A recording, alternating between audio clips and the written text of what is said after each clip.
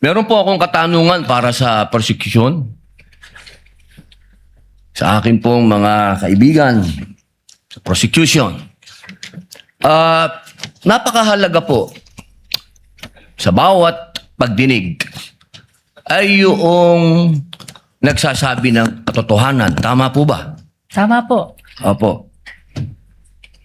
Pagka ang isang witness po ay naging halimbawa ng paiba-iba ang sinasabi, ano pong tawag dito?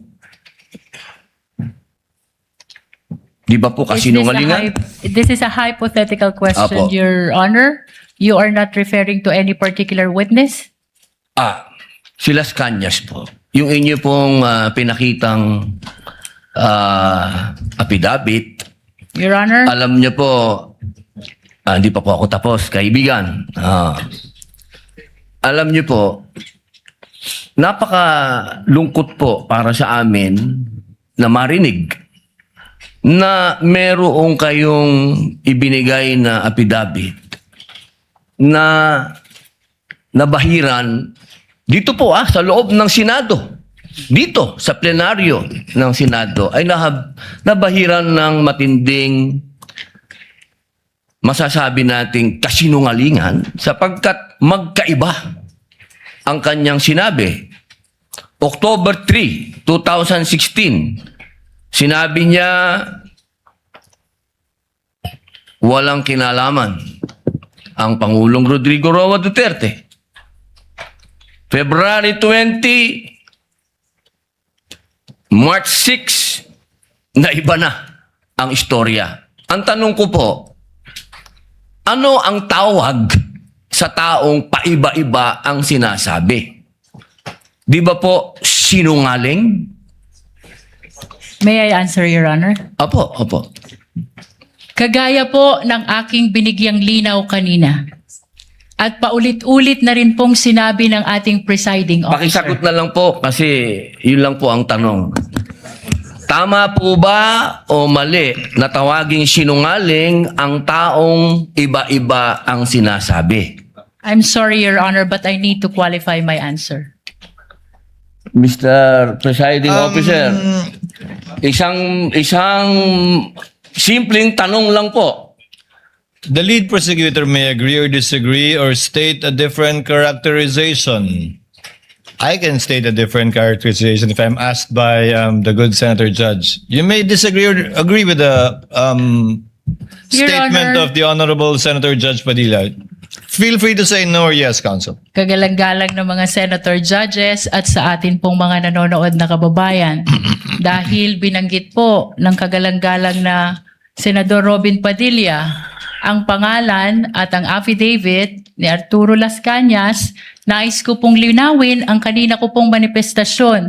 Ito po ay ipresenta sa impeachment court bilang bahagi ng testimonya ng witness. Hindi pa din po sinasagot ang... Lead prosecutor, the response, it's not responsive to the question of Senator Judge Padilla. Allow me to, if the good Senator Judge will allow the presiding officer, pwede ba nating sabihin, lead prosecutor, na ang testigong pabago-bago ang kanyang testimonya sa magkakaibang petsa o araw o panahon ay isang testigong hindi maaasahan? Without particular reference to Arturo Las Sa Cañas, pangkalahatan, I agree with you, Honorable Presiding Officer. Posible nagsisinungaling siya sa isa, nagsasabi ng totoo sa isa, o nagsisinungaling sa isa, nagsasabi ng totoo sa isa, hindi na natin malalaman yun. Tama po ba yan? Without particular reference to Arturo Las Cañas, I agree with you, Honorable Presiding Officer. Thank you. Maraming salamat po, aming ginoong You may proceed, tagapamahalang Senator hukom. Judge Padilla. Opo. Kasi po, katulad po ng sinabi ng aming Senator Judge, 10,000 hours, Pampilo Lacson, napakaliwanag po ng sinabi niya. At kami din po dito, ako po mismo ay gumawa din ng panukala na dapat yung mga nagsisinungaling dito, yung mga paiba-iba ng testimony na nagiging aming mga witness ay dagdagan dapat ang sintensya ng perjury. Kailangan amendahan. ang batas na yan. Ngayon, bilang pakiusap po sa inyo, sa prosecution, pwede po ba na sana ay maiwasan natin ang pagbibigay ng witness na may kasong perjury? Hindi na po ito si Las Cañas. Ang sinasabi ko po ay yung dalawang mahal nating witness, si Attorney Jeremy Lotok at si NBI Agent Talilong, na sa mga oras na ito ay may kasong hinaharap na perjury. Pwede po bang iwasan natin na may mga ganito tayong witness para ang nasasakdal po kasi dito ay ibinoto ng 32 million na tao. Sana po, aming mga mahal na kaibigan sa prosecution, isipin nating mabuti bago po tayo magbigay ng mga witness na may perjury na kaso o nagkaroon po kami ng dahilan na gumawa ng amenda na itong perjury ay amendahan. Pwede po ba yon? Your Honor, with all due respect, I would like to take exception to the question and manifestation of the Honorable Senator Judge Robin Padilla.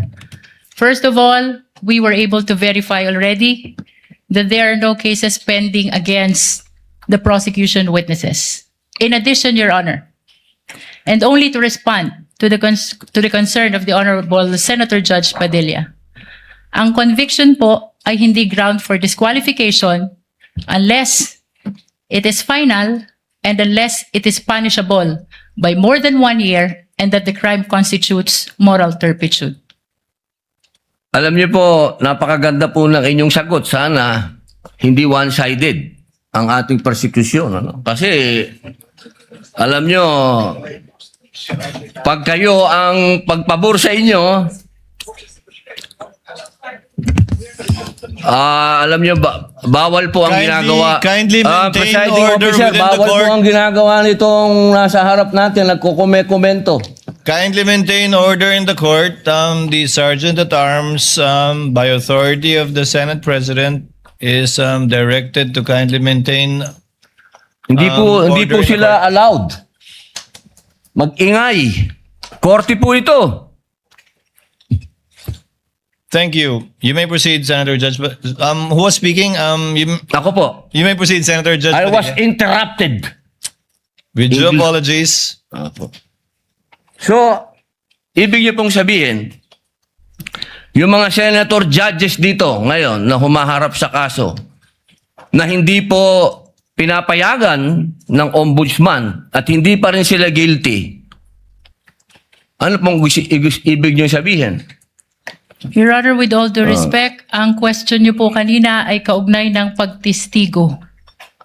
Testigo nga, Referring to judges the nga yung witnesses of sinasabi the prosecution, Your Honor. Ang usapan po ay yung guilty or not guilty.